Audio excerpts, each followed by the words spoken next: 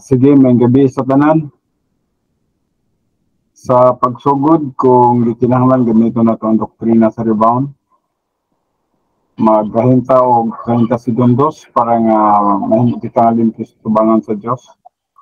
Kung nga dili masayang ang atong pagtuon o pangalagad kaniya. Magasugod ta.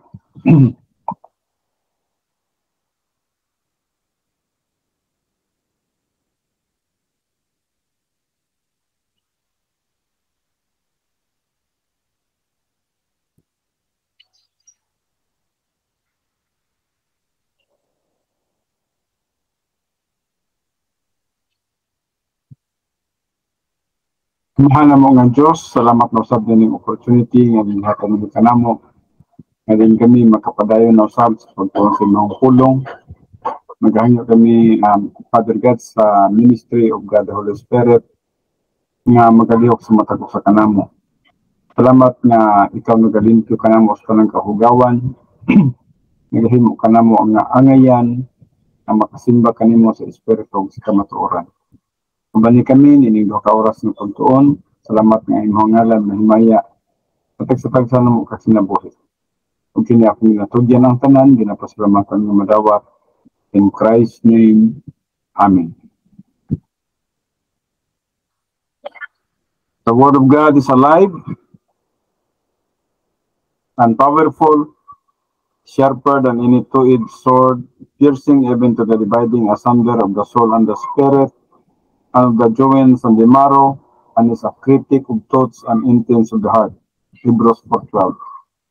All Scripture is God-breathed and is profitable for doctrine, for reproof, for correction, for instruction in righteousness, that the man of God might be mature, thoroughly furnished unto all good works. 2 Timothy 3:16-17. Study to show thyself approved unto God, a workman that needeth not to be ashamed, rightly dividing the word of truth. 2 Timothy 2:16. Okay, padayon kita sa atong pagtuon. Gawas lang kung aduna mo yung mga pangutana sa milabay, no? Pwede kita makabalik sa mga pero kung wala, yes, padayon na kita. Nalang kita karon sa the definition of the faith-raised life. The definition of the faith-raised life. Hebrews 4:1. We might title Hebrews 4, How to be happy, though a Christian. Perhaps you are thinking, this is in Jesus. But it is not. Do you realize that the most difficult state for a Christian to achieve is happiness?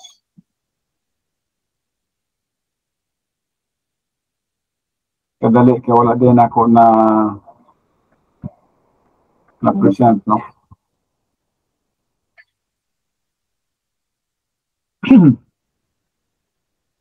Are you aware that the pressures against the believer in Jesus Christ are 1,000-fold greater than those of the unbeliever? Now, daghang pressures na to, no? Kaya sa dili pa ta magtotoo, wala may problema. Kita, uban-uban naman tas kalibutan. O, putas kalibutan, no? Atong kaaway po, wala apoy panumbaling sa tuwa kay unbeliever man ta, no? But when we become a believer in Jesus Christ, are 1,000-fold greater than those of the unbeliever. Daghang pressures. Una, para ini, natin mga buluhaton, tulumanon. Like, pagtuon sa pulong sa Diyos. Like, pagkinabuhi nga balaan. Pagkinabuhi nga mahimong instrumentos kalawasan nga to sa uban, no? So this does not sound exactly like a sales pitch for Christianity. Murag dili kay may siya nga gitawag na to maayo nga paminawon o atong gi-promote ang gitawag na to Christianity kay madlok ang tao kung daghan ang mga presyo, no? And this would hardly be the place to give an invitation to accept Christ as Savior. But I think as believers, we ought to face the facts. In this world, it is harder to be happy as a Christian than to be happy as an unbeliever. Ngano ka, no? Tungod kay sa dili pa ta magtotoo, nag-enjoy man ta sa pleasures kalibutan, no? Pag nahimo na tang magtotoo, daghan ang dili mayong buhaton nato, daghan ang bawal, no? Pag dili pa ta magtotoo, mag-enjoy man tag hudyaka o mga pleasures o tanan ng mga kalibutanong butang, mag-enjoy man ta niana. Apan sa diyang nahimo na tang magtotoo, daghan na kayang bawal. In fact, kanang magkanta-kanta tag mga karaoke. Karon, makaingon na ta nga sayang na ang panahon. Ikanta na lang nato nagpara sa Ginoo. Sa una, ganahan pa kay ta og sini, ambot sa inyo karon og daghan pa ba kaninyo ang gusto og kanang mga sini. But by now, dili na ta ganahan, no? Para sa to wasting time. Basig linugon ta dito sa sulod sa sinihan, no? Sa una, di pa kita magparehanang na mga happenings. Dito din taguban yan, no? Sa dili pa ta magtotoo. But now, sa dili mo na tang magtotoo, dili na kay taana, no? So, wala na ta nag-enjoy sa kalibutan. Ang atong enjoyment na sa Ginoo. So, muna yung gingon, if in this world, it is harder to be happy as a Christian than to be happy as an unbeliever. Murag, killjoy na ta. Pero nakanindot, bisan tinuod, killjoy ta sa kalibutan. Pero sa sulod sa atong kinabuhi, na genuine nga kalipay. It is much easier for an unbeliever to be happy temporarily. Mamugin nila. Temporary kalipay man na siya, suda. Of course, simply because he is free from the tremendous, powerful, insidious pressures that are brought to bear on the believer in Jesus Christ. Sa dili pa siya Kristohanon manggod, o dili pa siya magtutuo ni Kristo Jesus, libre siya sa tanang butang na iyang buhaton. Pwede siya magbisyo, pwede siya mag-suroy-suroy, bisag asa, mag-enjoy, pleasures, social life, bisag unsa, no? Nakita niya nga mag-enjoy siya, at siya, no? Kapag sa diyang nahimo na siyang magtutuo, daghang mga bawal. Wa man tagi bawalan, pero makahibalo ta sa pulong sa Dios nga dili mayong buhaton. So, often the greater the capacity for service and the greater capacity can be used, the greater are the pressures against him from all sides, the world, the flesh, and the devil. So, kung maganam-anam gani katas ang atong capacity for life, capacity for love, capacity for happiness, maganam-anam pod og gitawag na to kabaga ang pressure sa kinabuhi sa paglikay sa mga kalibutanong butang. Ambot ninyo ba nang nakita, no? Nabati ba na ninyo, no? Nga the more nga nag-grow kita spiritually, the more nga nagpalayo kita sa mga kalibutanong butang. Kung hinahinay tagpalayo sa mga kalibutanong butang, mga pleasures, mga vices, mga tabos, no? So when the Air Force cracked the sound barrier in 1947, ang iyang iskutan ining sa unang panahon man God, ang speed of sound, perting kusugay yun. Kung naguna-una na mga tao, na wala naging makaapas pa sa the speed of sound. Kaya ang sound, pagputok niya na dunggan din sa mga dalunggan sa tao. But sa 1947, ang nahitabo, when the Air Force cracked the sound barrier, na-crack nila ni, no? Buti ito sabot nga na-invento nila nga Air Force nga mudagan siya og mas kusog pa sa sound. They overcame one obstacle but created others. Somewhere between twice and 3 times the speed of the sound. Yun na niya nahitabo, no? Murag na nahitabo nga ang sound, ang kakusog sa the speed of sound, nalabuan na siya, napay mas kusog pa sa iya 3 times. It's a tremendous heat problem. So they found a way to insulate the pilot from the heat at such tremendous speeds. Grabing kusog ang mulupad anang eroplano. Yet the difficulties of cracking the sound barrier are nothing compared to the cracking the Petrus barrier. That is the moment-by-moment Sabbath barrier. Ang iyang gisgutan din, kung na-break man sa Air Force ang the speed of sound, nga grabe ka kusog mo dagan, pagputok, abot din sa dalunggan sa mga tao. Now, mas kuyaw ang pag-crack sa Petrus barrier. And that is the moment-by-moment Sabbath barrier. Kaya kung atong una-unaon, ang pag-crack sa Petrus barrier, just a matter of second. Sa dahang ikaw, nagkinabuhi nga limpyo sa tubangan sa Diyos, imuhang na-break, na-crack mo ang Petrus barrier. And that is the moment-by-moment Sabbath barrier. Tumotong sa matag minuto sa imong kinabuhi, na-experience nimo ang Sabbath. So years ago, I had an interesting discussion with a Navy pilot.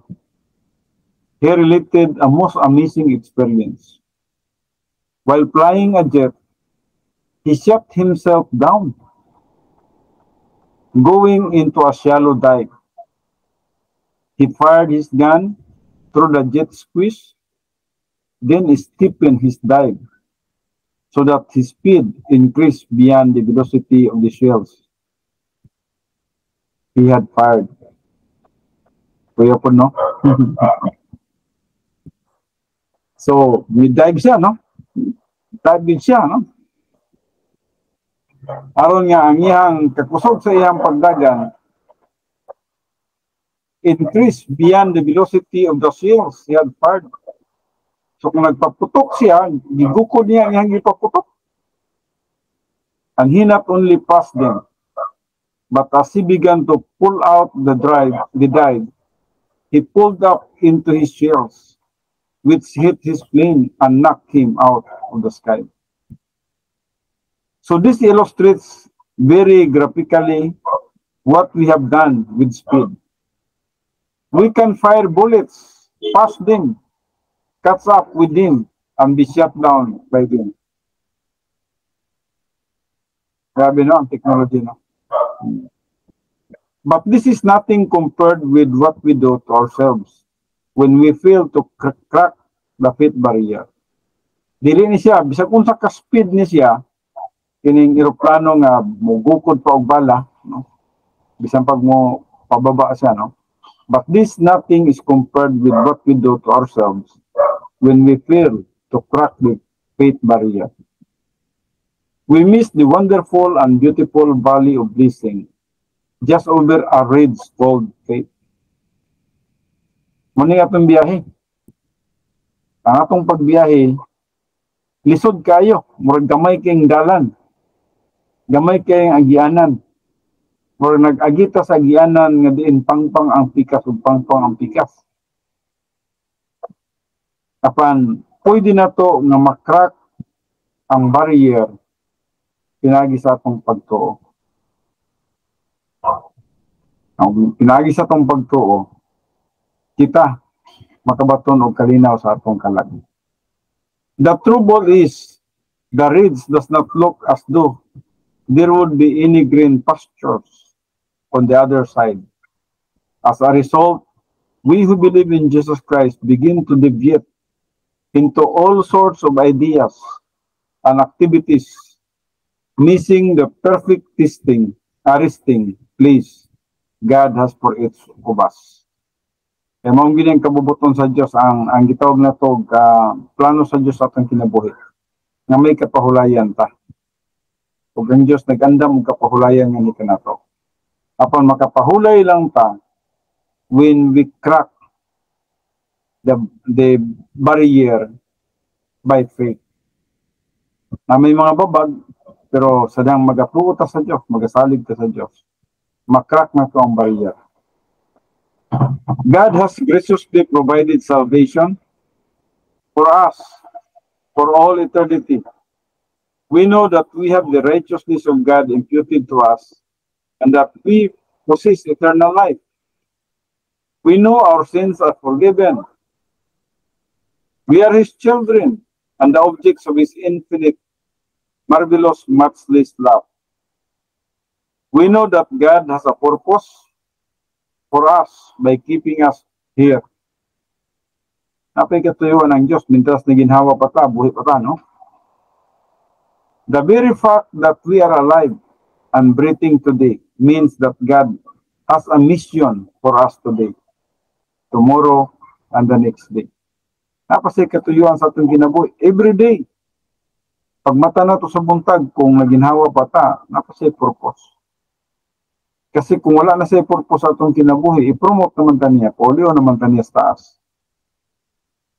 Huwag mo na siya ang pinakanindot na panahon when God promoted us. Sabihan kita, iyan na unyang papuyon diya siyang gingharian. Sabihan kita, iyan na unyang dalon dito siyang trono ng maong langit. Just as we recognize the reality of our salvation and our temporal existence, we need to recognize that God has not forgotten our special need of happiness, peace, stability, and strength. God not only had us in mind when Jesus Christ took our place and went to the cross and died for our sins, but God had us in mind when He provided this wonderful moment-by-moment Sabbath. All God is asking us to do is to walk over the next ridge by a step of faith. Maning kabubuton yun sa Diyos atong kinabuhi. Na ma-experience na to ang wonderful moment by moment Sabbath. Napay kapahulayan. Dili itong kinabuhi nga nag-struggle. Kinabuhi na nga puno sa kasuko, puno sa kalagot, puno sa kapungot, puno sa pagdumot, puno sa kasina, puno sa sala. Dili tong kinabuhian. Ang gusto sa Dios nga kita adunay kalinaw, adunay kalipay, adunay gugma, adunay pailog, adunay pagpugong sa kaugalingon, adunay pagkamaayo, ug ang bunga sa espirituan niya kanato. Nga din may experience na to ang tinuod ng kapahulayan diya sa Ginoo. So all God is asking us to do is to walk over the next ridge by a step of faith. Salig lang, pagtuo lang sa Diyos. Dili itong nagkinabuhi kita nga nagsalig sa atong abilidad, nagsalig sa atong kaalam, nagsalig sa atong kusog. We came to a ridge called Calvary, and there we accepted Jesus Christ as Lord and Savior. We approached that cross by faith, lagi sa itong pagtuo. nakaabot kita ni ana. Naabot kita sa cross, pinagpagtuo. We received Jesus Christ. We trusted in Him. We accepted the condition that whosoever believeth in Him should not perish, but have everlasting life. So John 3:16b. Now God enjoins us to move over the next ridge. If you do not, the world, the flesh, and the devil, with their power, pressures, and strategy, will neutralize your happiness. We need to realize that as believers, we are vulnerable. We can become upset and depressed. We can be destroyed by the activities of our sin nature unless we move over this next ridge. Thus in verse 1 of Hebrews 4, we have the exhortation or warning of failing to reach the goal of the faith-rich life. Dapat di kita mabagsak na ini, no? Nga diin, dili na ito makabot ang atong tumong nga magkinabuhi kita nga may kapahulayan diya sa pagtuo. Nabuhi kita sa pagtuo.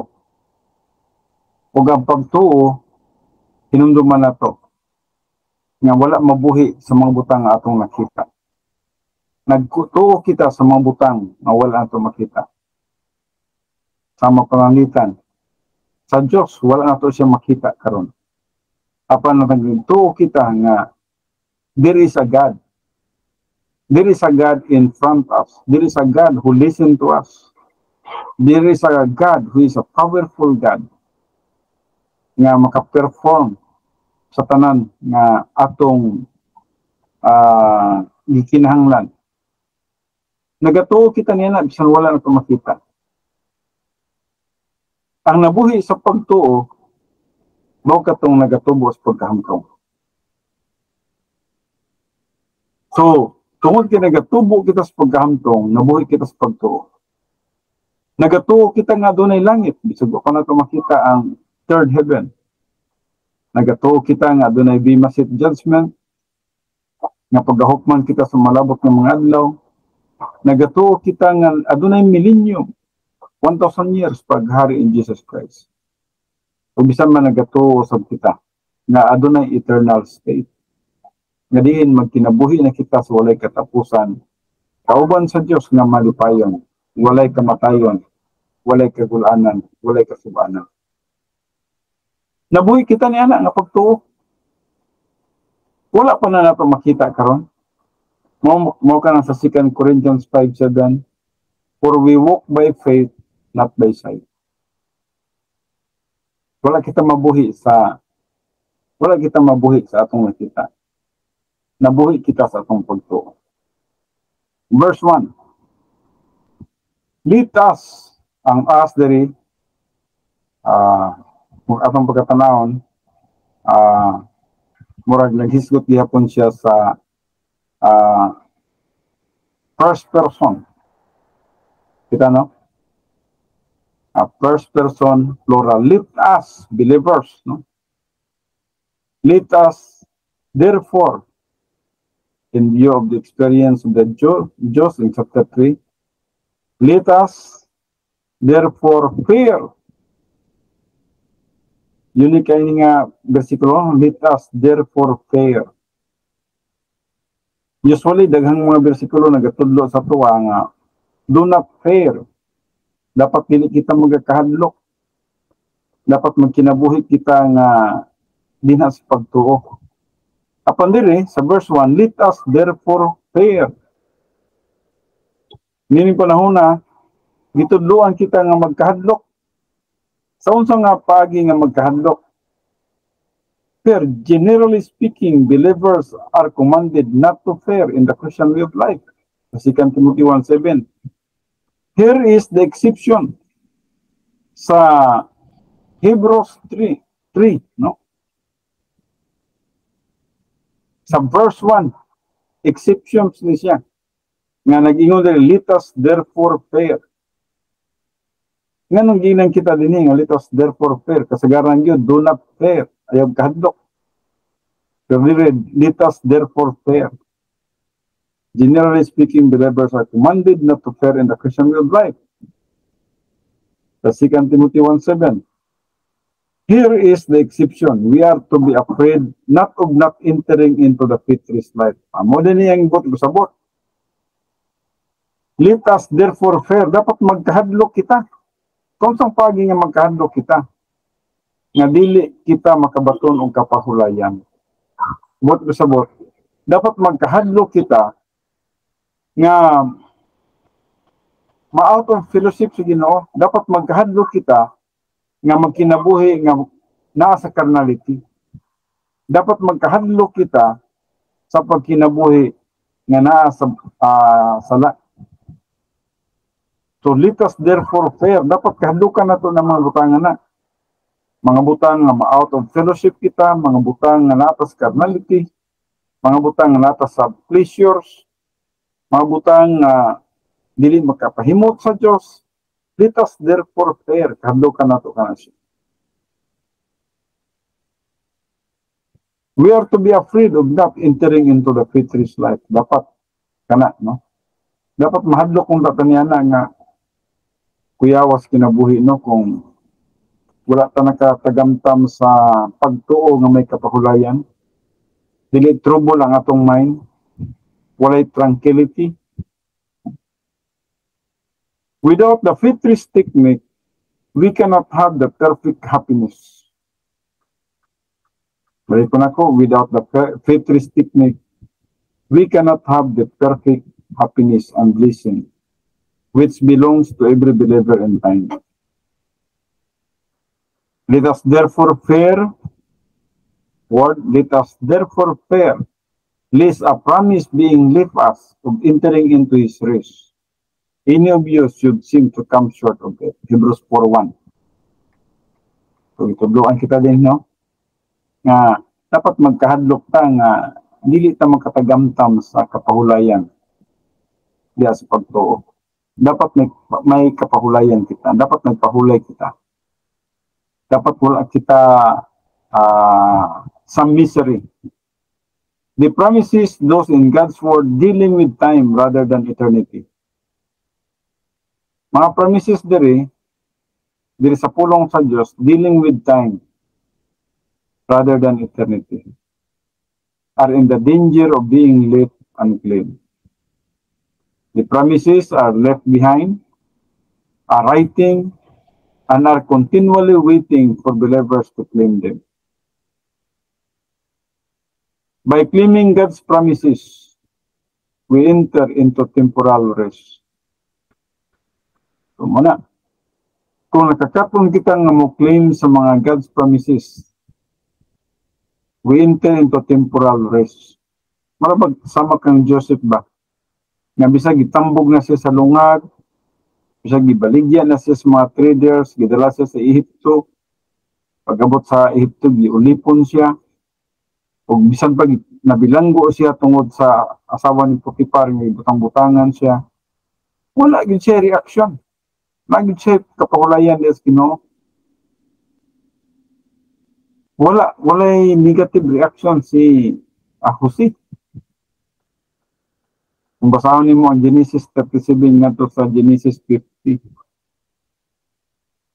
In fact, sa Genesis 50:20, mao kana ang statement nga gisulat usab ni Apostol Pablo sa Romans 8:28. Nakasabot si Joseph nga ang Dios adunay katuyuan sa tanan. Ug nganong ingon adto ang iyang kinabuhi. Ug wala siya mga pagmahay, wala siya mga pagbabutbot, wala siya kasuko sa iyang mga kaigsuonan na nagtamay, nagbinuang, pakyon ng tato siya nga ilang nakita mas advantageous sa ilahan nga makakwarta sila, ibaligyan na lang nila. Pumutang ibaligyan nila sa mga traders. O din gidala si Joseph ngadto sa Egypt, o dito gihimo na usab siya nga ulipon ni para asa gitawag na to usa ka pangambagan ni Paraon nga mao si Potiphar. Pero wala yung reaction sa tanang mga circumstances. Sa tanan ng mga pagsulay, sa tanan ng mga hardship, sa tanan ng mga butang-butang nga to kaniya, binuang nga to kaniya, gipasipalaan siya. I-count ni Joseph tanan as God has a purpose. Wala siya negative reaction. This is the definition of the faith-rich life. Mao gini ang tinuod nga adunay kapahulayan nga kinabuhi. Yes, pagtuo. So we crack the faith barrier. Atong makrak ang faith barrier, ang babag diya sa pagtuo, makrak na to sa diyang kita nituo kung misalig sa Diyos. So we move over the next ridge. So ato na po ta sa laing gitawag mga lisod ng mga iyanan. No? Dili kita sa the mechanics of the faith-rich statement. Na mga mechanics, no? Sa Hebrews 4:2-3, verse 2. For unto us was the gospel preached, as well as unto them. But the word preached did not profit them. The word preached did not profit them. Not being mixed with faith in them that heard it. Nakuya ni, no? Ang iyang gisgutan din, adunay ginawali nga mga mayong balita. Apan ang balita nga giwali wala kini siya napusli. But the word preached did not profit them. Wala napusli. Not being mixed with faith. But kasabot, ang imong nadunggan dapat ihalo nimo siya sa pagtuo in them that heard it.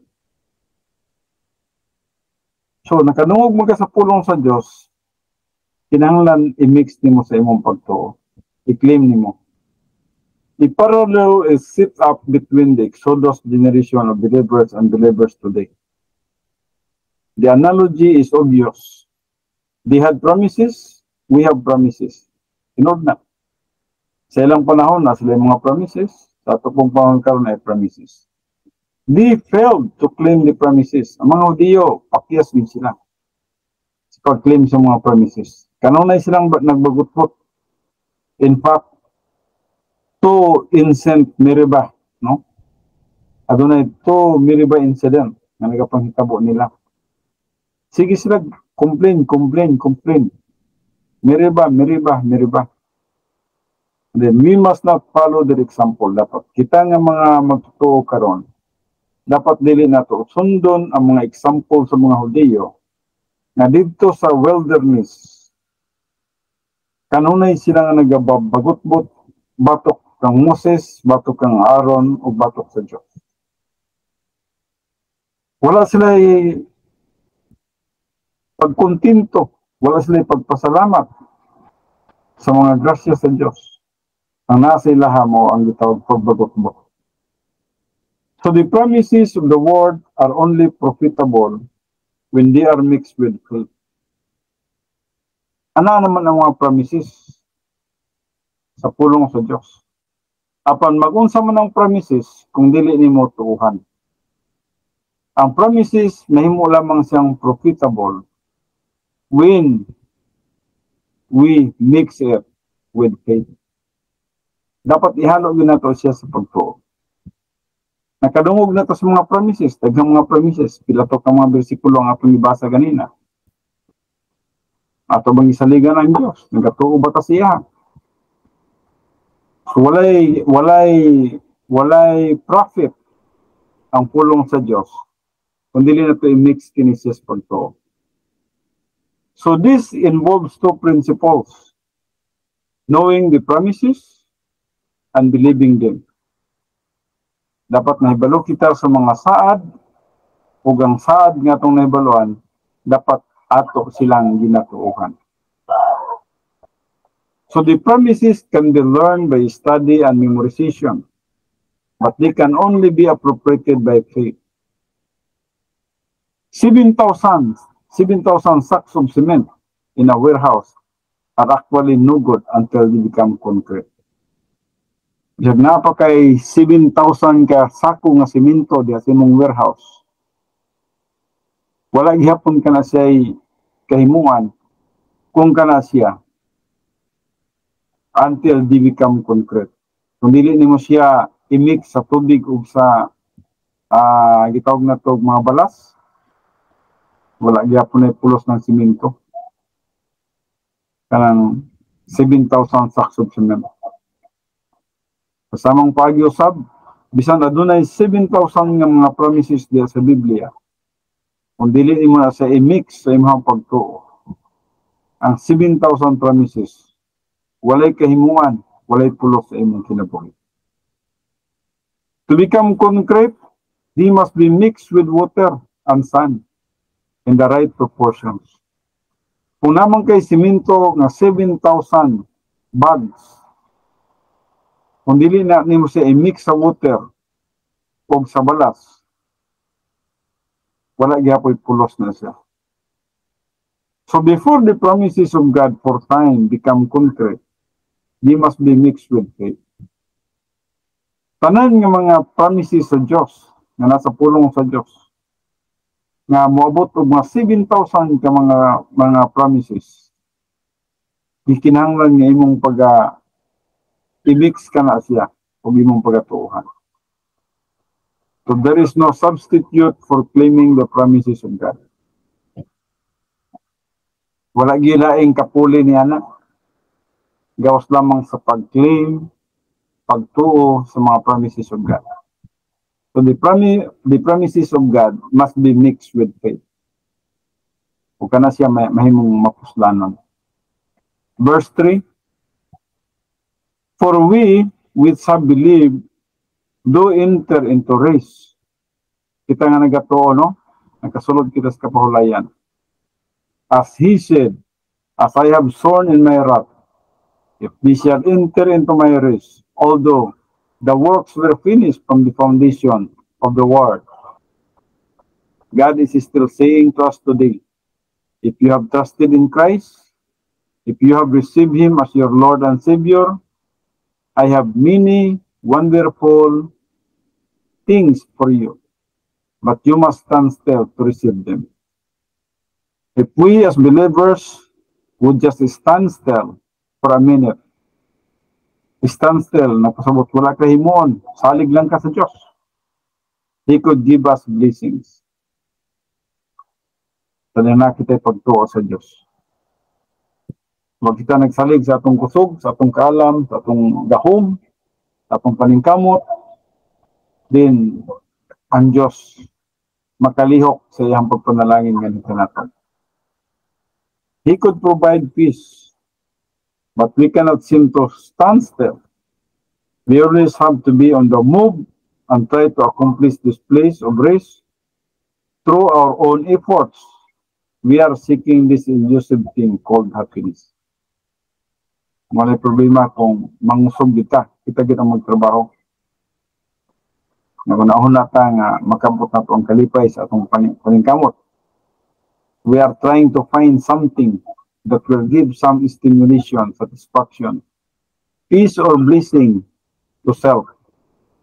And the more we move under our own power, the more we reject what God has provided for us. He says, stand still so that I can bless you. If we would first stand still to receive what God has provided, then we could move by grace and in the right direction and at the right time. Here it is called a race. God's gracious, matchless, endless provision for believers in time. The word race is the same as Sabbath. Kining race, morning Sabbath, the same word as Sabbath. Natay gitawag na to 7th-day Sabbath, natay gitawag nga yearly Sabbath, no?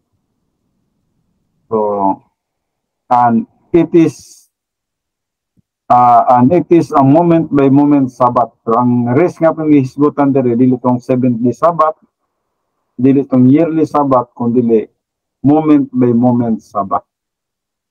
Bot if sabot nga anata sa pagpakig-fellowship sa Dios moment by moment. Kung tungod niya natay kalinaw, natay rest, natay Sabbath, natay joy sa atong kinabuhi, natay love kung kinata sa kabubuton sa Dios. There's only one way to get into this place, and that is by faith mixing with the promises of God. Maangko lamang na to kanaset, nagi sa pagtuo. Nga din, mix na to diha sa mga saad sa Diyos. We which have believed, we refers to every believer who believe the promises of their salvation. Nagisikot ni alang kanato nga mga magtotoo, na human kita naluwas, nagasalig usab kita sa mga promises of God. Notice is that it does not say, we who have worked up an emotional reaction or an emotional experience, or we who have rationalized or thought our way through, or we who have worked our way through. We who have believed to enter into His race. It all goes back to the appropriation of grace in the only manner possible by faith. Another facet of this body of grace is that it is located anywhere. It is located in Biraka Church. It is located in any part of Houston, in any part of Texas, or any part of the world. Kung kasa man ka nagpuyo, pwede kang makabaton ini nga kapahulayan. Sa diyang magatubo ka nga sa pagkahamtong, mahibalo ka magkinabuhi nga in fellowship with God, ma-experience nimo ang moment by moment rest. Wala sa imuhay mga kasuko, wala sa imuha ang mga kalagot, kapungot, pagdumot, kasina. So, tungod niya na ang imuhang kinabuhi malinawon. Magkinabuhi ikaw diha sa kalinaw sa Diyos.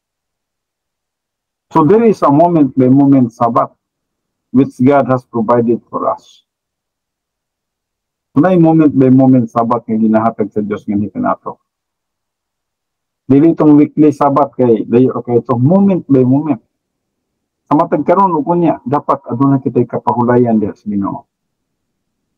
But mabatunan lamang nato ang kapahulayan sa diyang kita ana sa kabubuton sa Dios. Gina-claim na to ang iyang mga promises, gina-claim na to ang iyang mga saad.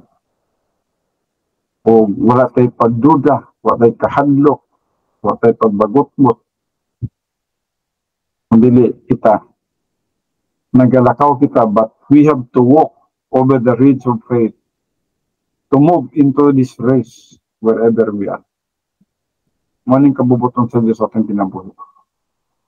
Nga dinhigid kita sa kapahulayan diya sa Ginoo. Ang makita na yung mga bersikulo diha sa Matthew 11:28, dool kamo kanako, kamong mga kapuyan o gidugatan, kay papahulayan ko kamo. Take my yoke upon you and learn from me. So, muna isulti ni Jesus Christ. Makapahulay kita diya sa Ginoo. Kaya nagatuog, nagasalig ka ng kanina. Promises of the word by faith.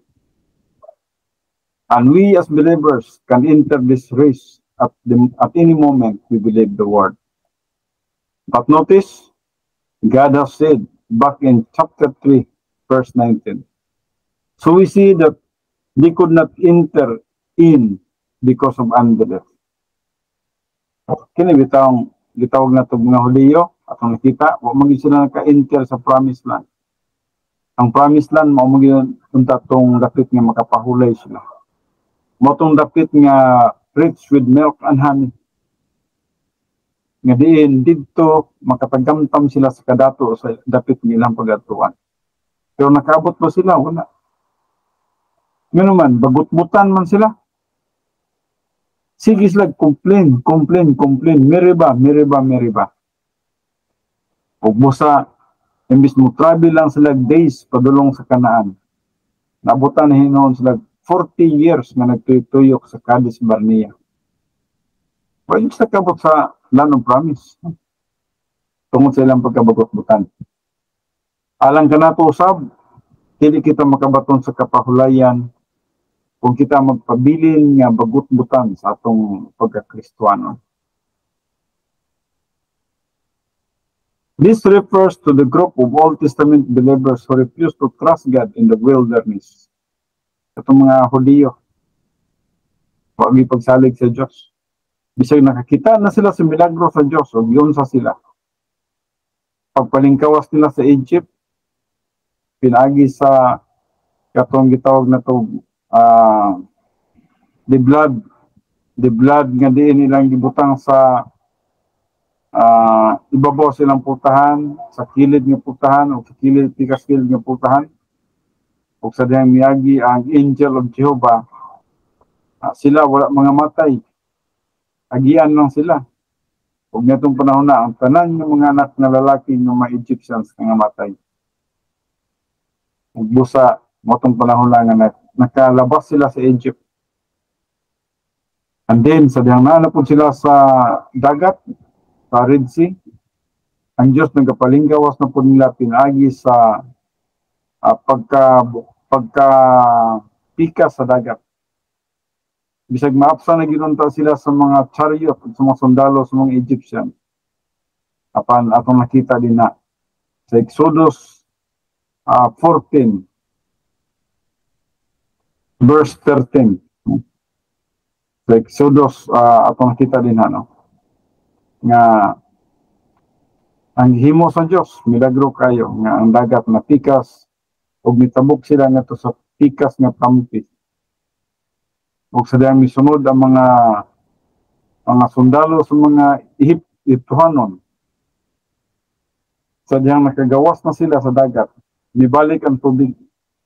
Ug ang tanan nga mga Egyptian soldiers nang matay sila. Lakip na itong ilahang mga kabayo. So, ang Diyos nagabuhat gihapon sa ilaha og intervention. Nanay wall of fire, napay napikas pa ang Red Sea o nakatabok sila sa pikas ng tampi. O dito sa pag-abot nila sa Refidim atong nakita, ang Diyos nag-auban dit kanila, nagagiya kanila, na pillar of cloud during the day, na pillar of fire during the night. O ang provision sa Ginoo, nag-provide siya sa tanan. Pagkaon sa pamahaw, pagkaon sa panihapon, nag-provide ang Diyos. Bisan man silang mga panginhanglanon, sanina, sapatos, wala sila gikulangan sa Diyos. Apan bisan pa niya ng tanan, bagot-butan yun gihapon sila. O busa dito sa wilderness, nagsige sila bagot-bot, kay gitistingan sila dito, walay tubig. O grabe gid ang mga Hudiyo kabagot-butan. So I have read and reread the history of those believers. For 40 years, God provided everything. 40 years, nag-provide ang Diyos sa ilahang tanan. Ilahang tanan panginahanglanon. Wala sila nagatanom, wala sila nag-harvest, wala sila nagtrabaho. Pero ang Diyos nag-provide sa tanan nilang panginahanglanon. He provided the picture of their salvation, their deliverance from Egypt. He provided the way through the Red Sea. He provided the blood of the atoning lamb. He provided guidance for them by day. He provided navigational aids by night in the pillar of fire.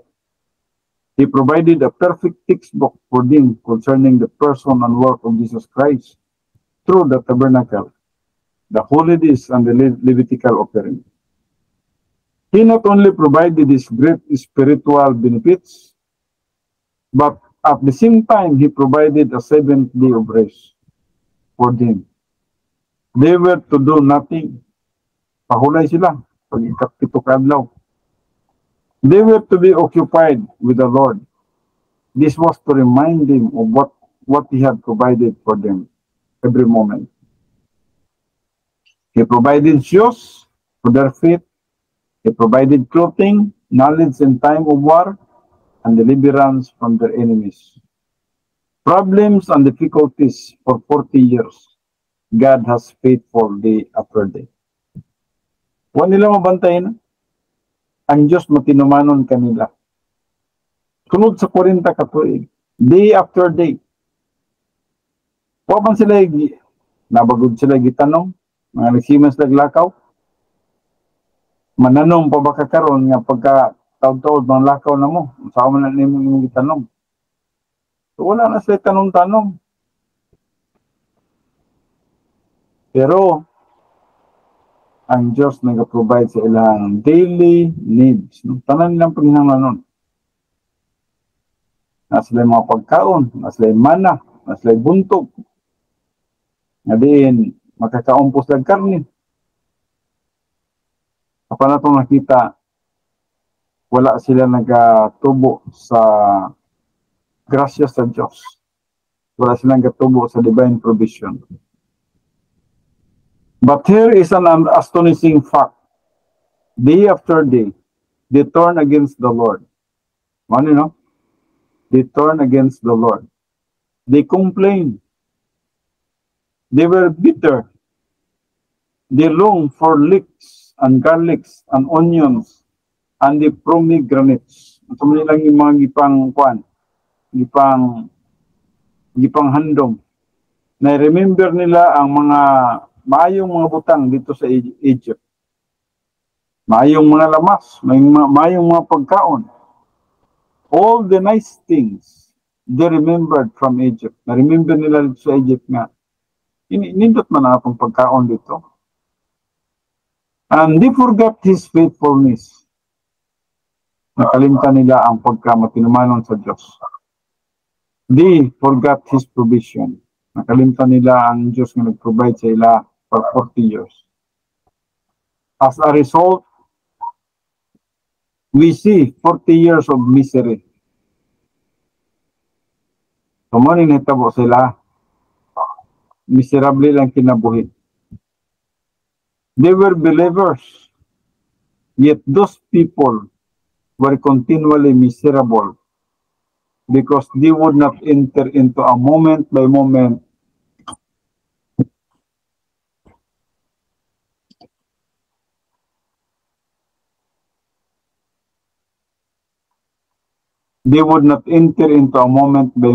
Sabbath. Wala sila kapahulayan. Makapahulay ba dito niya nang magsige ng tag-complain? Magsige ng singgit. Magsige ng bagulbol. Wala tayo kapahulayan din ha. Ang kabubuton sa Diyos sa ito ang relax lang ta.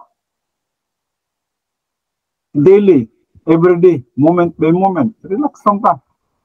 Nara ang Ginoo. Ang Ginoo nagtanaw sa atuwa.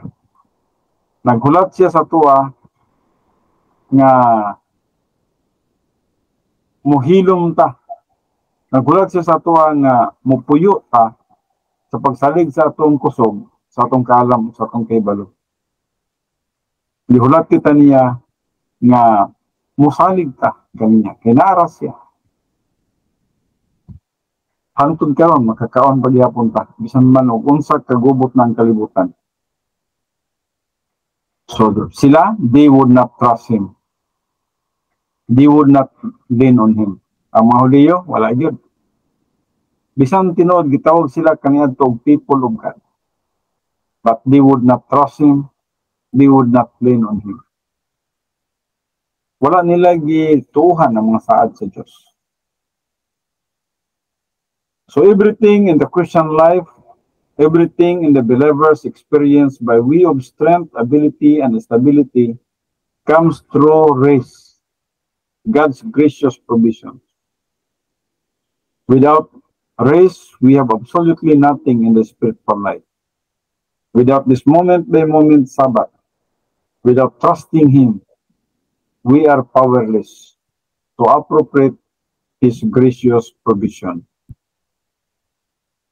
I do not know what kind of week you had, but if it has been a normal week, you have had heartbreaks, problems, difficulties, and trials.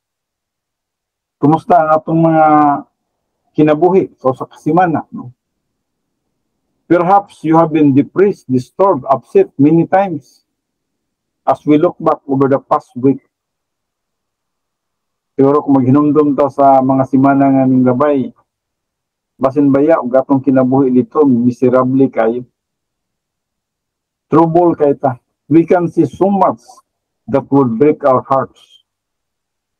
Then we stop and think of just how wonderful the Lord really is. Mao nang panahon na. Sa dihang hunong kita o maghunang-hunang kita nga unsa man day ka maayo ang atong Ginoo. Ug unsa ka grasyoso ang atong Ginoo. How gracious He is. In all these pressures, difficulties, heartaches, and problems, there are only two choices as far as we as believers are concerned. Today, we can stand up the threshold and choose one or the other. We choose to believe the word, or we can choose not to believe. Naro sa tuwa. And be entirely refuse, upset, and afraid until the day we depart from this earth. Abutan kita nga biya na kita nining kalibutan na. Nga wag kita mag-enjoy. Kung dili na kinabuhi kita sa misery.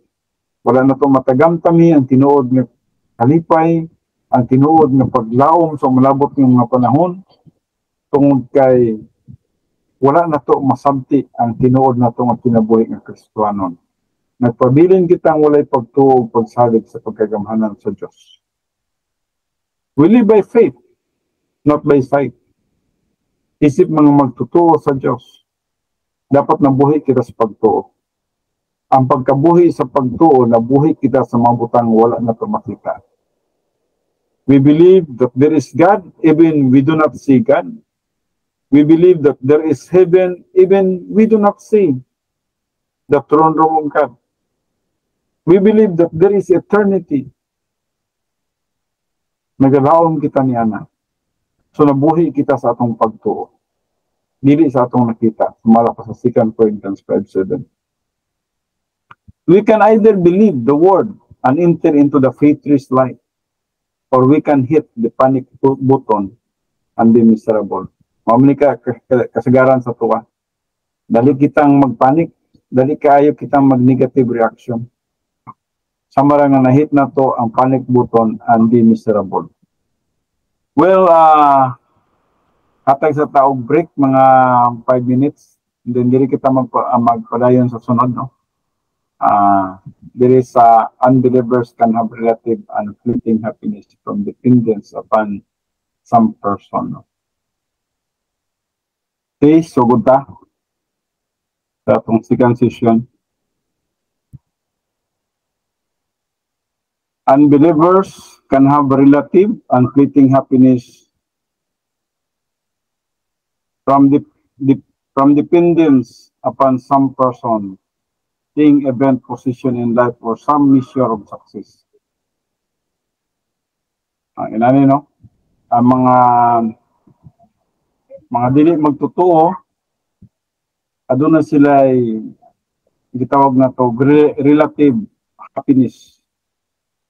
Kasi nagadepende sila sa tao, sa mga butang, sa mga event, mga paghitabo, mga position in life, nilang naangkon, or some measure or success. But for the one who believes in Jesus Christ, God has provided perfect, permanent happiness through a place of rest. A place which does not depend upon any human factor in life. This place is a complete dependence upon the one who is the source of joy and strength, the Lord Jesus Christ. By dependence upon Him, we are able to help other believers as well as unbelievers.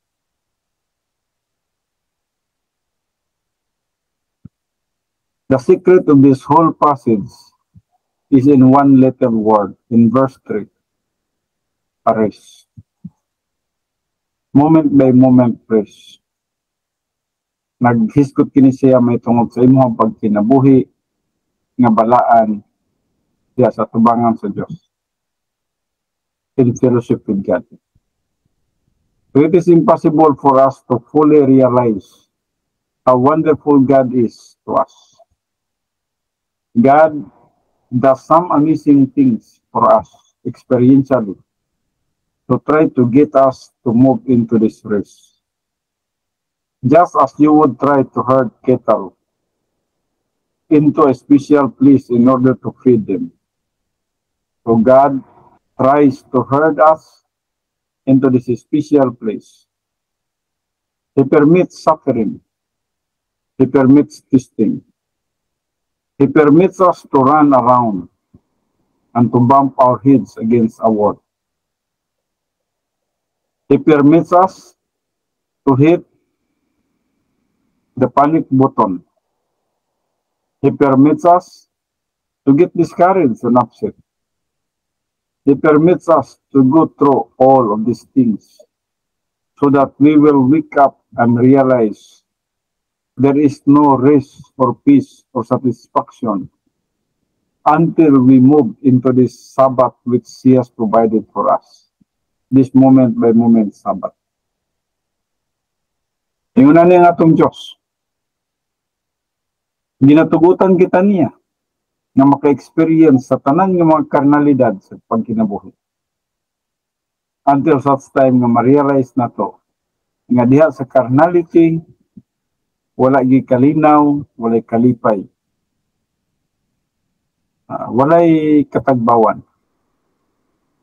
Until such time nga makita na to, nga ang kalinaw, kalipay o katagbawan, ato lang yung maangkon diha sa Ginoo. So after reading this passage many times, perhaps even more in the original Greek language than in English, I realized one day that the key to understanding it was found back in chapter 3 in verse 7. Chapter 3 verse 7. Today, if you will hear His voice. I was missing the whole point of the passage. I was not listening. Now, how many times have we heard this passage and have not heard a thing? We do not hear this particular word, rest. It's here, but we don't hear it. Yet God has given it to us. Just believe the word. Claim the promises by faith. Move into this moment by moment Sabbath.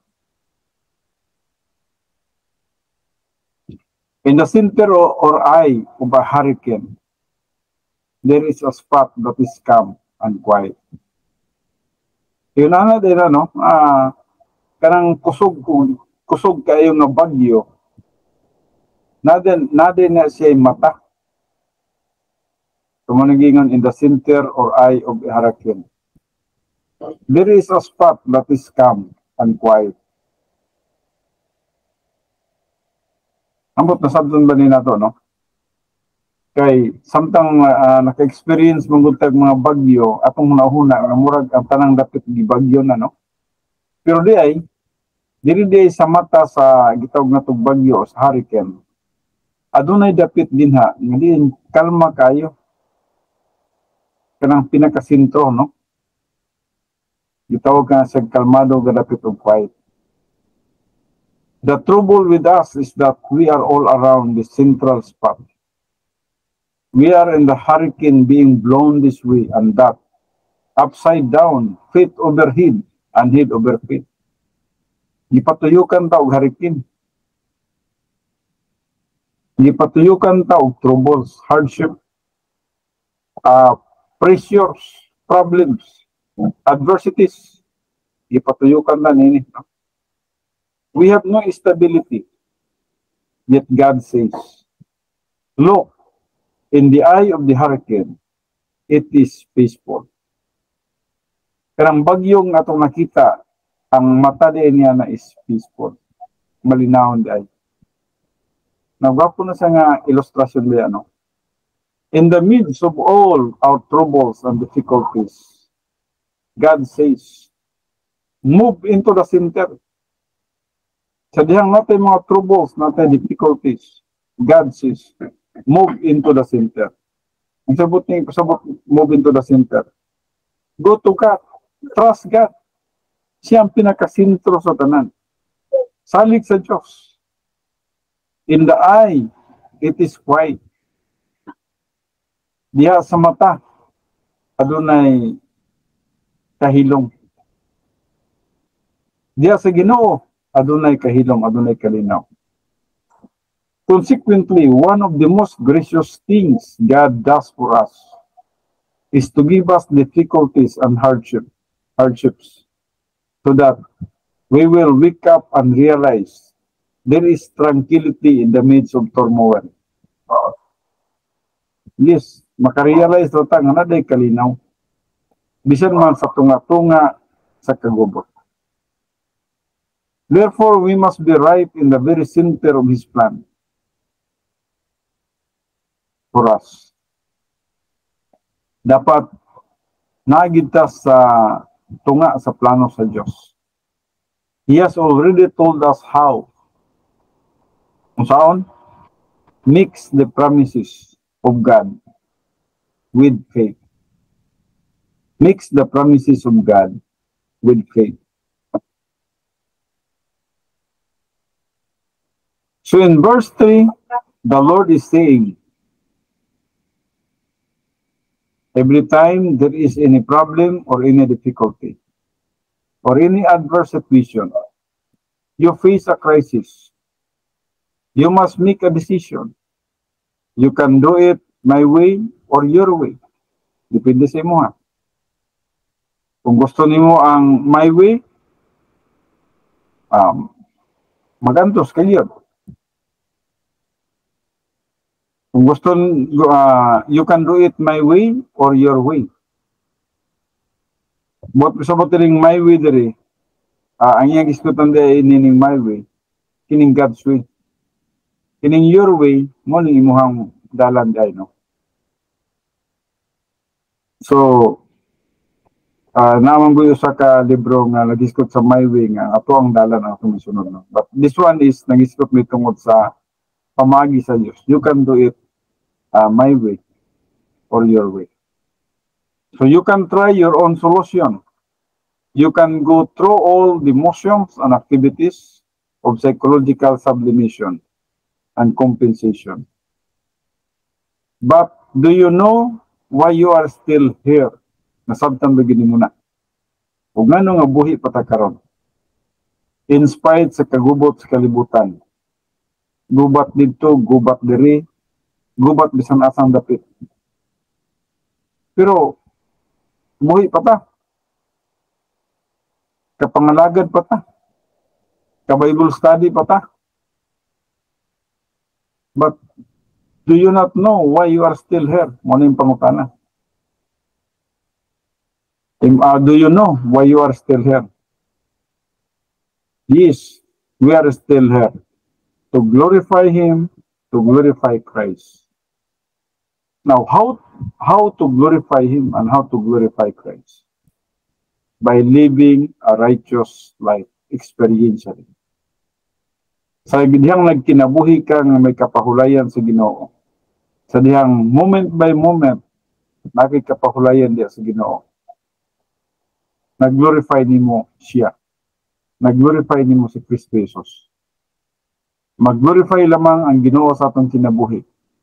Sa dihang kita nagkinabuhi nga balaan. Buhi nga halad sa atubangan sa Diyos. I want you, believer, to lean on me. Mao gini iyang gusto. Kita isip mga magtuto, magsalig kaniya, to trust me and to make it easy, I have given you resources. Mao na nga parang sayon gihatagan tani sa tanang mga butang. Gitagaan ta niya sa mga material nga mga butang o bisan man divine assets. Ikumpletuhan ta niya. God says in effect, I have given you the word, the promises from the Bible. First, I want you to know them, and then I want you to claim them. God wants you to be so stabilized that you can take anything that life has to offer, including two of the most difficult things, prosperity and the approbation of man. Through a stabilized life, He wants us to be a blessing and a help to others, and to cause wonderful, precious souls to come to know Christ as their personal Lord and Savior. He wants us to be living proof that Christ is the answer. But our whole life falls apart unless we move into this one spot called rest. Dapat mapahulay kita di sa Ginoo. Dapat magkinabuhi kita nga dunay kapahulayan di sa Ginoo. As He said, as I have sown in my wrath, wrath is an anthropopathism that ascribes to God human thoughts and attitudes to reveal and explain divine policy and decisions toward mankind. In His wrath, He will not pour out any blessings unless we wait on Him. The word wait is a Hebrew word for kaba. And the word kaba is the strong word for faith sa Hebrew. Mananggiskutan sa Isaiah 41:13. Unless we will stand still and let Him pour it out. The word if in verse 3 is deceiving because the structure of the Greek in this sentence gives the force of an emphatic negative assertion or oath. God is saying literally, as I have sown in my wrath, ye shall never into my rest. Ye shall not enter into my rest. Why? Didn't they enter into His rest? Nanawa sila nagkasulod sa iyang rest? For one reason only. And that is found in the previous verse. They did not mix the promises of God with faith. Nana ang promises of God. Pero wala nila gituuhan ang mga saad sa Diyos. They refused to believe the word.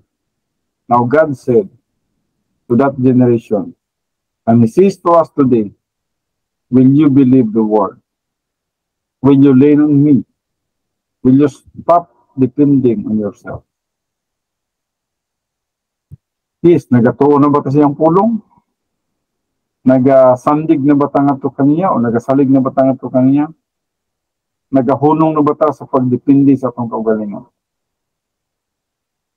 One of the paradoxes in the Christian life is that God allows us to become completely miserable in order that we might become completely happy.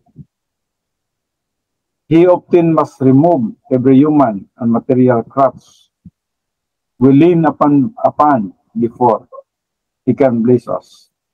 We think my answer to be happiness is this person, and we lean on that person. So God kicks that prop out from under us. Then we say, it is this thing. And God kicks that prop out from under us. Kaya saya ang tawag yun. Madala yun, no? We try this and we try that. But God tells us there is only one thing that is necessary. And that is to trust me.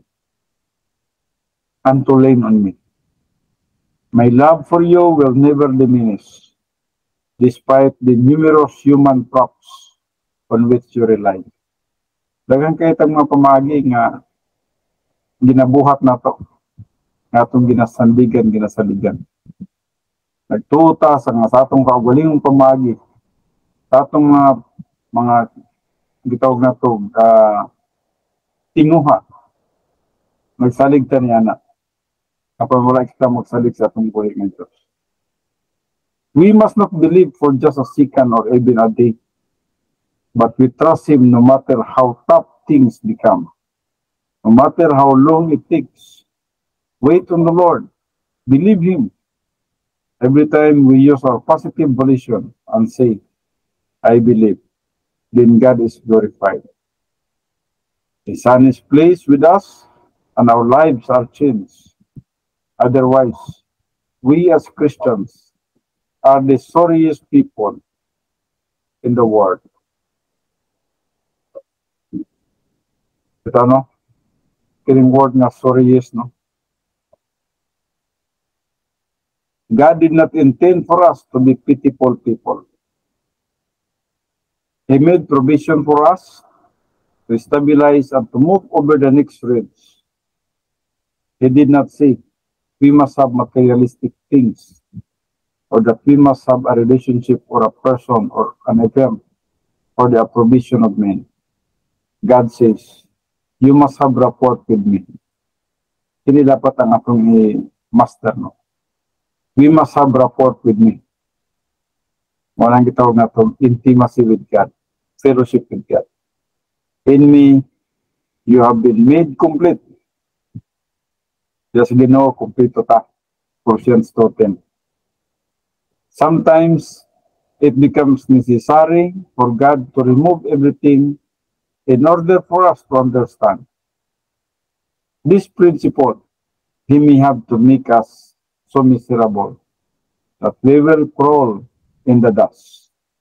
God does not want to do that. But He may have to, so that we will learn to trust Him, to lean on Him, to delight on Him, in Him. Yes, adunay mga panahon sa atong kinabuhi nga murag nagkamang ta diya sa abog. Murag tagbitin. Grabe ang atong miserable. Grabe ang atong pagka-miserable. Kapag ginatugot ka na sa Diyos, sa katuyuan, na kita makakaton, pumusali kita ng ito kaniya. So sa Psalms 37:4-5, delight thyself also in the Lord, and He shall give thee the desires of thine heart. Commit thy way unto the Lord, trust also in Him, and He shall bring it to pass. Sa Psalms 37:4-5. Trust actually means keep on trusting also in Him. But do you know how we trust Him? Oh, Father, I am in an awful situation. I am as miserable as I can be. I know 1 Peter 5:7. And so, Lord, I am committing my problems to you. I am trusting you. The battle is the Lord. Ang makiling gisulti ni David, no? Bisan man sa 1 Samuel. This is your problem. Father, you take it and work it out. Oh, wait a minute. I just thought of something. Give the problem back to me. Lord, I am going to try this first. So you try something and it falls apart, then becoming miserable again. You turn it back over to the Lord, and for a few minutes you have peace. Ihatag mo sa Ginoo, nakikalinaw. But all of a sudden, a thought and you say, just thought of an answer. Give it back. And so you spend most of your time passing problems back and forth while chewing your nails and churning inside. Back and forth. Di mong gipasa sa Diyos, di mo na pong gibawi. Ipasa na po mo sa Diyos, di mo na po nga gibawi. Ipasa di mo sa Diyos, di mo na pong gibawi. Tangtod ng kining siyang tanan. Nakalansang na. Para ka ng pagsige na lang kabalik-balik nga na. This is exactly why we have the word. Wait in the Bible. Wait always means faith. but it is not trusting for a second or for 5 minutes. Wait means keep trusting, as we have already noted with Abraham. Romans 4:20, he staggered not at the promise of God through unbelief, but was strong in faith, giving glory to God. What does it mean? What does it mean to be strong in faith? He kept on trusting.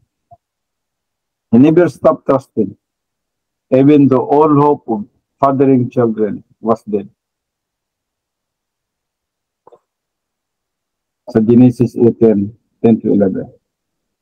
Here was a member of the human race who was tested repeatedly. Yet all Abraham did was to say, "Thank you, Lord, for your graciousness to me." Grabe ang mga pagsulay ni Abraham, no? Ang sama ng una niyang pagsulay. Katong gipatanaw sila sa land of promise. Nga diin, nagtanaw siyang gigiingnan siya sa Diyos. Biyay ka ng imong dapit. Lakaw ikaw dito. Nga, unta, gwapo na iyang kahimtang sa or. Pero kay gisulti sa Ginoo, gibiyaan niya ang iyang dapit. Ug ngadto siya sa land of promise ng mga Kanahan. Ug sabtang dito na siya sa land of promise sa Kanaan, kung saan po laing nga pagsulay ni Abraham, wala siya anak. Hangtod nga nag-edad sila sa more than 90. Nga din, milapas na ang ilang panuigon sa normal nga pamagi nga mag-anak. Apan tungod kay nagsaad ang Diyos ngadto kanila, si Abraham nagasalig yun. Wala sila kanak. I-consider na gani ni Sarah ang iyang kaugalingon nga patay na. Patay na sa unsang paagi. Patay na sa pagpanganak. Wala na'y tsansa nga mga anak. Kaya nilapas na lang ang edad, no? Minupusal, no? 90 na. Pero, tungkol sa saad, di-claim nila ang saad sa Diyos. Karon, natuban ang saad sa Diyos, nanganak sila. O nanganak sila kay Isaac. Ug siya isa diyang nagdako na ang bata na another testing ang gihatag sa Diyos ngadto kanila. Ipahalad ang ilang anak. Imagine that. Bisaaran siya kaliwatan nga daghan pa sa mga bituon ug balas ka baybayonan. Nagkaroon ang iyang anak na iyang bugtong anak ipahalad kung saan paghimo niya ng balas sa kadagatan, no? Bituon sa kalangitan. Apan tungod kay pulong sa Diyos, iyahaon tang pagkatumanon ka na siya. He keep right on trusting and God fulfilled the promise of progeny to him. Isa nito po, yes, tinuod ka na. Tungod sa pagsalig ni Abraham sa Diyos, ang Diyos nagatuman siya mga saad, nga aduna siya kaliwatan, nga sama sa balas sa kadagatan, sama sa bituon sa kalangitan. Abraham, through faith, became one of the greatest believers who ever lived. Imagine that. That's why Abraham called the friend of God. Si Abraham lang o si Moses ang gitawag the friend of God. Along came another man. His name was Elijah. Kailan si Elijah, no? Elijah, God give Elijah job to do. Nagibuhat ang Diyos ng Elijah, ng pabuhat. When Elijah finished the job, he said, "All right, Lord, pin a medal on me." But the Lord, wanting to teach Elijah about grace, said, "Oh no, I want you to go down to a creek and watch it dry up." Sa 1 Kings 17:5-7. Elijah complained, "This is not fair, Lord." So the Lord sent Elijah into a far country, to the home of a poor Gentile widow. Ato siya sa katong balay sa widow, na hintil. The Lord told Elijah that this poor widow would take care of him. Sa unang panahon, ang mga widow, pobre gid kay na siya. O tinuod gid kining widow, pobre kay ni siya. In fact, ang ilahang makaon nga rin na pangkatapusan na to siya. Naapagid siya ay anak nga himalat yun. O ilahan ng tatong lutoon ng ilang harina, pangkatapusan, then pagkahuman niya na, maghulat na lang sila silang kamatayon. Apan dito pagod si Elijah pagtuon niya itong pobre nga widow. Then God took a man who was helpless, without food, and in a desperate situation, who was on the verge of suicide, and used her to make Elijah a great deliverer. Sa 1 Kings 79-34. Elijah learned to trust the Lord through a Gentile woman. Dili nakakaton si Elijah. Kaya wa man mahurot hinuon ang harina sa babae, pati ayang oil. God did not take Elijah into the great courts of the surrounding nations. He did not leave him in the land of Israel. He did not take him down into the temple in Jerusalem. He took him to a helpless person who taught Elijah the lesson of helplessness and the power of waiting and trust. Elijah, no? Naman kang mga kwartahan sa syudad. Dito pagid siya gibutang sa widow. Hintil pagid, no? So after 2 years, God said, "All right, Elijah, you are ready to go back." Then Elijah went back into the land and led in the great revival. Grabing pagtubo ni Elijah. Na-learn siya na God will provide. David learned the secret of waiting while tending a flock of sheep. Yan po si David, no?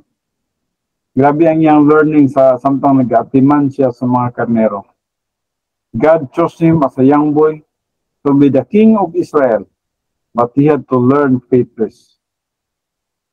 Katunsa siya o kung saan pagpahulay, kung saan pagkabot sa pagtuo nga may kapahulayan. Pahulay diya sa Ginoo. Pagsalig diya sa Ginoo. David watched those around him advance.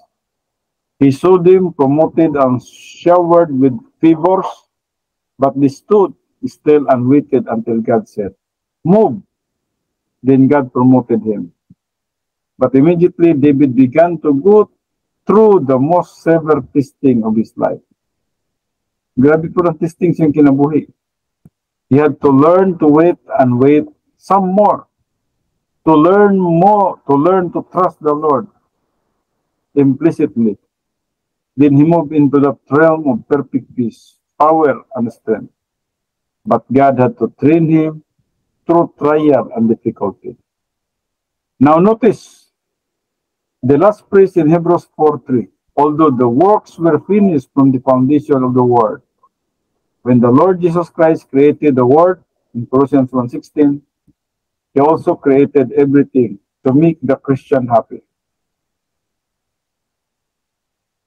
Natay kalibutan, natay mga kakahuyan nga nagabunga, natay mga kasagutan nga atong makaon, mahimong gulay, natay mga isda sa karagatan, natay mga hayop atong makaon. God made a special provision for every person who would ever trust in Jesus Christ. He created a valley, a true fountain of youth, the one that Ponce de Leon could not find. It is not located in Florida or any other geographical location. God created something on the inside of every believer and provided something on the outside, and linking together of which makes for perfect peace and perfect happiness. Grabe ang Diyos. Provide siya sa sulod, provide siya sa gawas. Provide siya doktrina sa kalag. na kusog sa ilalom, na provision sa gawas. Mga material nga mga panalangin. God provide both material and spiritual. It is promises from the Word in the soul that produce the faith-rich life. This passage tells us that He has provided for us from the foundation of the Word. And if He provided it, then it is still in existence, as this passage will show. I wonder what percent of Christians go through life and go home to be with the Lord, never having found out what this Christian's life is all about. Never having discovered the moment-by-moment Sabbath. Kuya, no? Nahimutang Kristohanon, pero wag yun na to na sabti o na-discovered kining moment-by-moment Sabbath.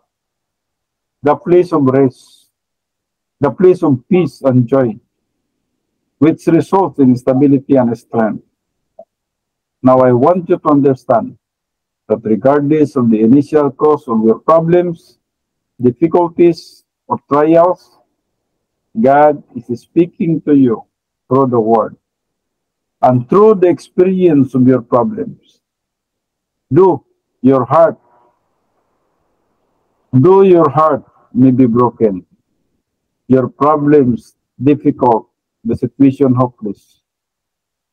He bids you to try the only thing that works.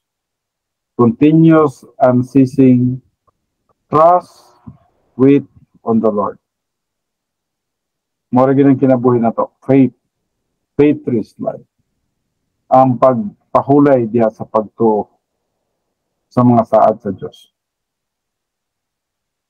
So dili kita karon sa the history of the faith-rich life. Sa Hebrews 4:49 na kita. The history of the faith-rich life. Verse 4. For He spake in a certain place, Genesis 2:2-3. Of the seventh day on this wise, the seventh day, which is Saturday, the Jewish Sabbath, is an illustration of the moment rest. Kining Saturday Sabbath, illustration nang siya sa moment rest. God says regarding the seventh day, and God did rest the Sabbath day from all His works. Immediately, we ask the question, why did He rest? Was God tired? Kapuyan ba Ginoo? Think of the tremendous amount of work that went into the creation and restoration in Genesis 1:1. God created the universe instantly. Then in Genesis 1:2-31, He restored the universe in 6 days. In the first act of restoration, God created light and separated it from the darkness. Next, He created the earth's atmosphere after separating the land from seas. He created all vegetation. Ano natin mga kagulayan. Then God restored light to all the celestial bodies in all the galaxies, billions of light years away. Next, He created every creature beneath the sea and every fowl of the air. Then God created every animal on the face of the earth, and finally, He created man. And you see, well, no wonder He rested on the seventh day. I would be worn out too. But that is not the reason for His rest. Omnipotent God needed no rest. Powerful siya, gamanan siya. O siya naging lang nagpahulay. Dili siya kapuyan. Diyos siya, gamanan siya. Nung nanong giningan man sa diri, ang pahulay siya sa adlong ikapito. He was neither wearied nor tired from His labors, Isaiah 40:28. He rested on the seventh day because His work was complete. Nipahulay siya, kaya human na iyang trabaho. Wala siya trabaho, na-kompleto na. Not because He is tired. So ceasing from work illustrates grace. undeserved blessing freely bestowed apart from any merit on man's part. God provided everything necessary to sustain the human race. Man can never add to the perfection of God's creation. Sabbath is a commemoration of the unmerited benefits of grace to mankind. That is why the Jews were told to sit down on Saturday and do nothing, for it was a memorial that God had provided everything. They were told to stop sowing, planting, and reaping every seventh year and let God provide food from heaven. Why? To remind them that everything was already provided. Nanang tanan, kumplito na.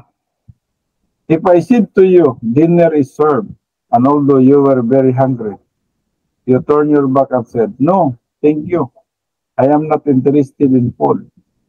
You will be foolish. Now God says to you, dinner is ready and on the table. I have prepared for you in the presence of your enemies a table. So Psalms 23:5. I have prepared for you in the presence of your enemies a table. Literal translation. Your enemies are the world, the flesh, and the devil. One yung enemies. So, bisan tinood, naka sa kalibutan, kaaway mo ni, imong flesh, nasa ang devil. And he has prepared a 10-course dinner for you, a starving believer in the presence of your enemies. So the table of food is waiting to be eaten by faith. By faith. Ang pagkaon niya sa lamisa, nagahulat, aron imong kaonon. Kung sabi mo, true ka, yes, naana ang mga pagkaon. Ready na na siya. Do not be a fool. Believe the word. Believe the promises. Claim the word. Apply the word by faith. And then you will enter into what God has for you. Let us go back to the Garden of Eden. Suppose Adam looking about in his orchard.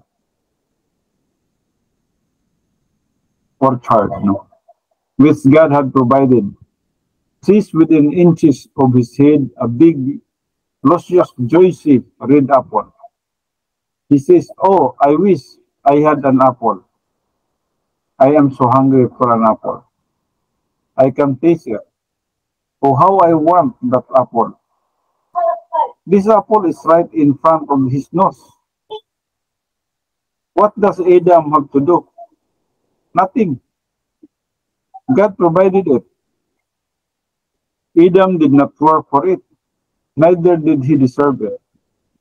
All he had to do was to take it. Just like the apple. The prettiest light is in front of you. You need to take it to crack the faith barrier and move into that place of peace.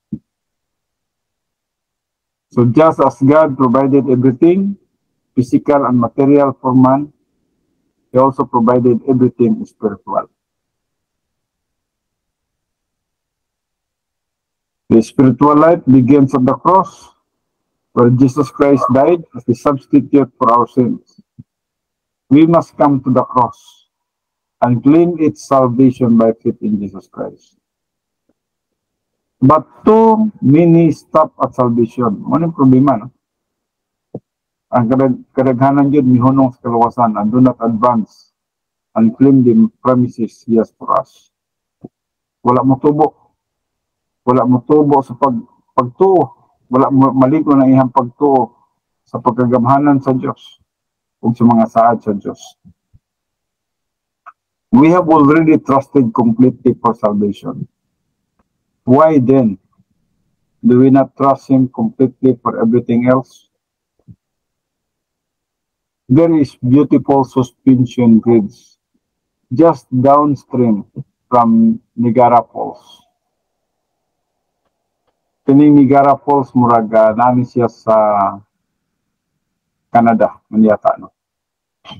Wala man ko nakanang Canada pero nakabasa ko nini nga story, no? So there is a beautiful suspension bridge just downstream from Niagara Falls. The story of how it was built illustrates how to build Petrus. Gapo ni siyang istorya, may kalabita, kalang bigitan gini siya sa Petrus. One day, an engineer flew a kite across the falls. When it came down on the other side, he had it anchored so that there was a slender cord stretched from one side of the falls to the other. Now, who would ever have dreamed that little cord would become a great suspension bridge? The engineer tied a heavier cord to the little cord and pulled it across, then a heavier cord, and another, until there was a steel cable across the river. Kuya was kasaysayan niya na Niagara Falls, no? Nagsugod ng sa gamay, di ka na siyang hilo or kanang konstabanog, no? To this was added other cables until finally there was a massive bridge where people can cross and look toward the falls. However, if the engineer had stopped with a slender cord, there would be no bridge. Likewise, if the Christian stops with a little cord of faith, there will be no advance in the spiritual life. So, ang PC, gidugangan og PC, hantod nga nahimo siya nga dako kay nga PC. Ug hantod nga nahimo siyang agianan, no? Nahimo siyang tulay, no? So we all start the spiritual life with a slender cord of faith. Ang atong spiritual life, nagsugod kini siya sa pinakanipis o gamay kaayo nga pagtuo, which is salvation. But then we need to pull the heavier cords across promises and more promises. Naginahinay siya og tubo og dako. Sa dihang nakakatong kita sa saad, promises dinhi, promises dito, promises sa unahan. Nakatong kita sa pagsalig sa Dios. Naka-experience kita nga sa dihang nagasalig kita sa Dios, tinuod ang iyang pulong. Until such time nga ang atong pagtuo og pagsalig sa mga saad sa Dios naghimong ligo na. Ug wala na ta nagduda o nagduha sa mga saad sa Dios. So nag-adding strength day by day ni siya for Christian life. This is the faith-rich life, the continual moment by moment trusting in Him. If we trust Jesus Christ for our salvation, if we trust Him for the greatest things He could ever provide for us, if we trust Him for eternal life and the forgiveness of all sins, if we trust Him for the biggest thing, can we not trust Him for the little things? The problems, can we lean on Him and only on Him? Can we wait patiently for Him? Can we claim His word? That is the issue. Now, dinhi kita karon sa verse 5 and 6. If then shall enter into my rest, speaking of the Jews in the wilderness, seeing, therefore it remaineth that some must enter therein. And they to whom it was first preached entered not in because of unbelief. It remaineth means to leave behind, to remain over. This Petrus life remains open to those who would believe the promises of God. So kung ikaw naluwas na, dili na ka mutuo sa mga saad sa Diyos sa iyang pulong. Only two of the Exodus generation entered into the rest. Duha lang sila ang nakaabot sa kapahulayan. Nakaabot sila sa promised land. Kinsa na siya? Si Caleb at si Joshua. The majority of the wilderness generation failed to believe the temporal promises of God. and thus did not enter into his rest. Was kakabot Kanaan. Ang Kanaan mao ang gitawag nga tong dapit sa kapahulayan nila. The place wherein rich with field and honey. Verse 7, since the Exodus generation failed, what effect did it have on the future generations? Again, he limited, or literally he marks out a certain day, saying in David, today, after so long a time, as it is said, today, if you will hear his voice, harden not your hearts. That means, believe him now. Ayun ang paghahiyay ng kasing-kasing. In other words, even though they had failed in the day of the Exodus, the Petrus life was still open in David's day. Today, if ye will hear his voice, harden not your hearts, as in the former generation, so the invitation remained open in David's day. If they would just believe the promises and the doctrines of God's word, they could enter into this same race. Makapahulay ta. Verse 8, for if Jesus, literally Joshua, had given them the generation which existed after the Exodus, race, then would he, that means God, not afterward have spoken of another day. It introduces a Greek second class condition, meaning, if he had, but he did not, since Joshua's generation did not enter the promise of race, the Lord spoke of another generation. Joshua's generation failed to completely conquer the land, and they failed to enter into race by claiming the promises and the doctrines which were given to them. Therefore, that generation stood as a defeated generation as well. 9. There remaineth therefore a race to the people of God, in spite of the failures of various past generations, who did not use the Petrus technique. It continues to exist. The people of God are those who have received Jesus Christ as their Lord and Savior. The people of God are those who have believed in him, as the scripture says. Whosoever believe in him should not perish, but have everlasting life. John 3:16. For you are all sons of God through faith in Christ Jesus. Galatians 3:26. The people of God have a relationship with God in time. Part of this relationship is the Petrus life, claiming the promises of his word, mixing the promises of God with faith, and having that peace of God which passes all understanding. There remaineth is in the Greek, present tense, and thus the race began in the past and continues into the present for the people of God. Therefore, the Petrus life is perpetuated right down to this moment and will continue as long as human history continues. There will always exist a provision, which means peace and rest, joy, happiness, and blessings, simply by claiming the promises and the doctrine of God's word. For we which believe do enter into rest. Hebrews 4:3. Now,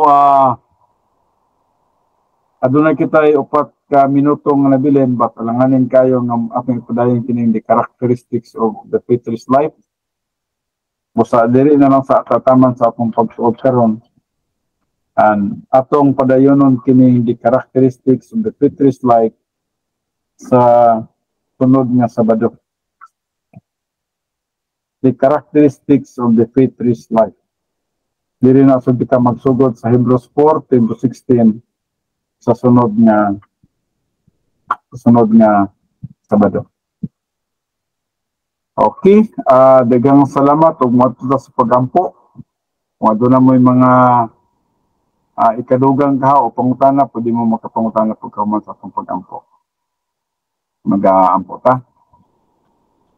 Amahan na mo nga Diyos, salamat yun sa panahon nga maghatag nga ni kanamo, bisan man sa nining gamay nga booklet, The Petrus Life. Salamat sa mga kasaysayan o sa mga doktrina niini nga nagatudlo ka namo nga magatuog magkasalig kami nga kanino. Faith is a substance of hope. Among nakita, Father God, nga nagalaom kami sa mga butang wala namang nakita. Nagalaom kami sa mga butang nga diin imong gisaad nga hikanamo. Apan bisan wala namo makita kini, kami nagatuog nagasalig niini. Tungod sa imong pagkagamhanan, tungod sa imong pagkamatinud-anon sa imong pulong, ug busa, Father God, nagkapabilin kami nga nagatuog nagasalig kanimo. Salamat sa imong grasya, salamat sa imong makanakan. Patubuha pa ang among pagtuog, pagsalig nga kanimo sama sa pisi nga gidugangan og pisi ug hangtod na nga kini nga pisi nahimong giant ug nga dili na gayud siya maputol bisan pa og maguyod kini siya og dako kay nga barko. Nagahulagway sa among pagtuo, Father God, nga sa dihang gina-claim na mo ang imong promises. Nag-claim na usab kami sa imong promises. Nag-claim kami sa imong promises until such time nga nakakaton kami sa pagtuog, pagsalig sa imong pagkamatinud-anon, pagkagamhanan o pagkamaruloyon sa among makinabuhi. Salamat sa panahon sa pagtuon. Akong ginauli ang tanang pagpasalamat pagkay kung sumayang anak kanimo. Pinaagi lamang sa pangalan ni Kristo Jesus. Amen.